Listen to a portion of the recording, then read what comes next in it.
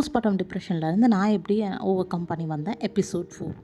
நம்ம லைஃப்பில் வந்துட்டு அந்த ப்ரெக்னென்சி அண்ட் டெலிவரி அப்படிங்கிறது ரொம்ப ரொம்ப மோஸ்ட் க்ரூஷியலான அண்ட் என்ஜாயபிளான ஒரு பீரியட்.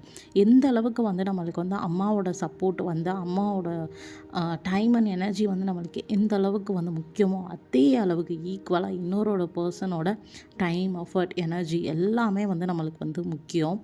அது வேறு யாரும் இல்லை, ஹஸ்பண்ட் தான்.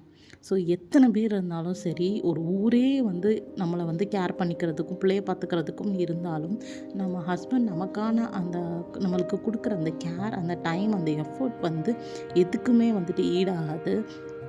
நான் இன்றைக்கி வந்துட்டு உங்ககிட்ட இந்த அளவுக்கு வந்து போல்டாக வந்து நான் பேசுகிறேன், இந்த அளவுக்கு வந்து இண்டிபெண்ட்டாக இருக்கேன், நிறையா விஷயங்கள் வந்து நான் ஹேண்டில் பண்ண முடியுது. 3.5 மந்த்ஸ்லேருந்து நான் என்னோடய பாப்பாவை வந்து நான் மட்டும்தான் தனியாக மேனேஜ் பண்ணிகிட்ருக்கேன். ஹவுஸ் ஹெல்ப்பு யாரோட ஹெல்ப்புமே கிடையாது. ஒவ்வொரு விஷயமும் நான் இன்றைக்கி வந்து ஃபிகர் அவுட் பண்ணி போல்டாக என்னோடய பிள்ளைய வந்து இந்த மாதிரி ஒரு மெட்ரோ சிட்டியில் வந்துட்டு தனியாக வளர்க்குறேன் அப்படின்னா அதுக்கு முக்கியமான ரீசன் வந்து என்னோடய